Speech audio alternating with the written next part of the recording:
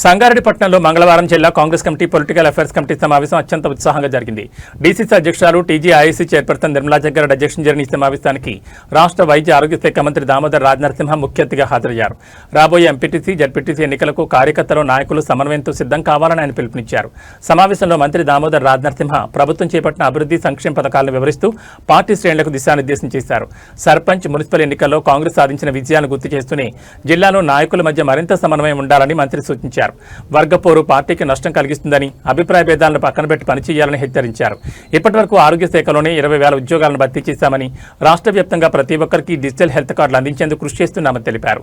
జహీరాబాద్, నారాయణఖేడ్ ఆసుపత్రిలో అదనంగా 50 పడకలను మంజూరు చేస్తామని, సంగారెడ్డి మెడికల్ కాలేజీలో పీజీ సెంటర్ ఏర్పాటు చేస్తామని హామీ ఇచ్చారు.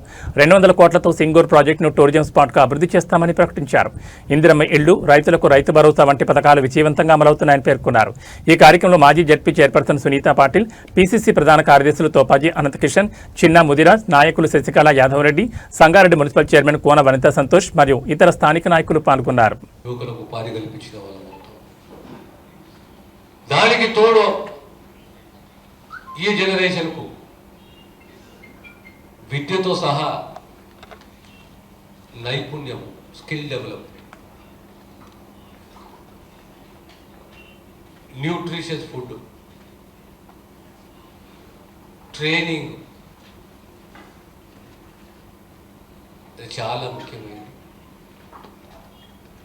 సో విద్య, వైద్యము, సంక్షేమము, అభివృద్ధి, ఈ 4 కూడా మన ప్రభుత్వ బాధ్యత. ఆ దిశగా ముఖ్యమంత్రి రేవంత్ రెడ్డి గారు నిర్ణయం తీసుకోవడం, ఇంప్లిమెంట్ చేయడం, జిల్లా స్థాయిలో నాయకులు సమన్వయం. ప్రభుత్వం వచ్చింది, మనం గెలిచినాము, పదవులు అనుభవిస్తున్నాము. ప్రతి కాంగ్రెస్ కార్యకర్త పదవులు అనుభవించాలి. అది ఎంపీటీసీ కానీ, ఎంపీపీ కానీ, జెడ్పీటీసీ కానీ, డీసీసీబీ కానీ, డీసీఎంఎస్ఏ కానీ, నామినేటెడ్ పోస్టులే కానీ, కాంగ్రెస్ కార్యకర్త తన హక్కు అది. ఆ దిశగా ఐక్యంగా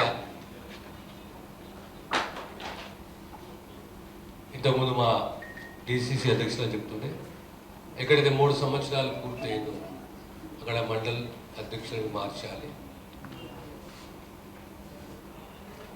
ఇది మంచి నిర్ణయం. ఆ మండల నాయకులు కూర్చునేసి ఆ మండల అధ్యక్షుని మారిస్తే, మండల అధ్యక్షుని జిల్లా స్థాయిలో అకామిడేట్ చేసుకుంటూ అక్కడ ఆ నాయకులు ప్రతిపాదించిన పేరుని మనం పరిగణలోకి తీసుకోవాలి. ఎక్కడైనా వర్గపోరు ఉండకూడదు. మనం ఎంత కాన్ఫిడెంట్గా పోయినా, ఎంత స్థైర్యము, ధైర్యంతో పోయినా, పాలిటిక్స్ ఆర్ అన్ప్రెడిక్టబుల్. ఈనాటి పాలిటిక్స్లో సిద్ధాంతాలు తక్కువ, విశ్వాసాలు తక్కువ, అవకాశవాదం ఎక్కువ. కనుక శత్రువుని ఎప్పుడు కూడా తక్కువ అంచనా వేయకూడదు. మన సామగ్రి, మన బలం, మన సైన్యం, మన ఐక్యత, మన లక్ష్యం.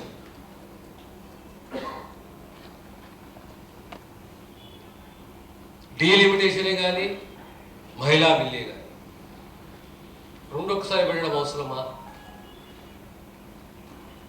ఒకటి, మహిళా బిల్లుకు కాంగ్రెస్ పార్టీ ఎప్పుడు వ్యతిరేకంగా.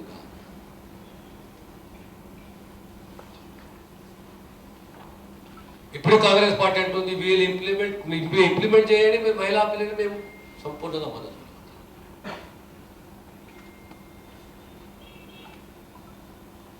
కాంగ్రెస్కు చరిత్ర ఉన్నది, గొప్ప చరిత్ర ఉన్నది.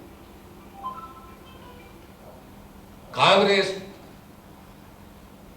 విశ్వసించే ప్రజలు, కార్యకర్తలు, నాయకులు, ప్రధానంగా కార్యకర్తలే కాంగ్రెస్ పార్టీ బలం. రాబోయే కాలంలో లోకల్ బాడీస్లో ఖచ్చితంగా కాంగ్రెస్ పార్టీ, కాంగ్రెస్ కార్యకర్త గెలవాలి. మళ్ళీ డీలిమిటేషన్ ఉన్నా లేకున్నా ప్రభుత్వం, కాంగ్రెస్ పార్టీ మళ్ళీ తిరిగి ప్రభుత్వాన్ని ఏర్పాటు చేయాలి రేవంత్ రెడ్డి గారి నాయకత్వం. ఆ దిశగా మనం అందరం కృషి చేయాలి, కష్టపడాలి. ఏదో మేము ఈరోజు ఉప ముఖ్యమంత్రులు, మంత్రులు అయిపోతే మా బాధ్యత తీరినట్టు కాదు. ఓటమి చూసినాము, గెలుపు చూసినాము.